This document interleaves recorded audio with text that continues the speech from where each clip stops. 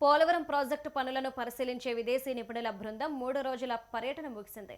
క్షేత్రస్థాయిలో గంటల తరబడి పర్యటించిన నిపుణులు ప్రాజెక్టు పటిష్టపై కీలక సమీక్ష నిర్వహించారు. అమెరికా, కెనడా వంటి దేశాలకు చెందిన సీన్ హింజీబెర్గర్, డేవిడ్ భీపాల్, జియాన్ ఫ్రాంకో డీసీకో వంటి అంతర్జాతీయ నిపుణులు కేంద్ర జలవనరుల శాఖ అధికారులతో కలిసి ప్రాజెక్టును క్షుణ్ణంగా పరిశీలించారు. సుమారు 9 గంటల పాటు గ్యాప్ 1, గ్యాప్ 2 ప్రధాన డ్యాం ఎగువ, దిగువ భాగాలు, దీవాల్ పనులను నిపుణులు తనిఖీ చేశారు. గ్యాప్ 1లో మట్టిని గట్టిపరిచే విధానం, దాని స్థిరత్వం ఎలా ఉందనే అంశంపై ప్రత్యేక పరీక్షలు నిర్వహించారు. పరిశీలన అనంతరం సుమారు 12 గంటల పాటు ఉన్నతాధికారులతో చర్చించి ప్రాజెక్టు నిర్మాణంలో ఎదురవుతున్న సాంకేతిక సవాళ్లపై దిశానిర్దేశం చేశారు.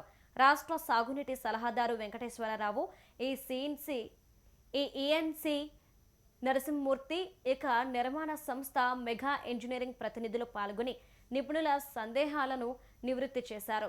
పర్యటన ముగింపు సందర్భంగా అధికారులు నిపుణులను శాలువాతో సత్కరించి జ్ఞాపికలను అందజేశారు.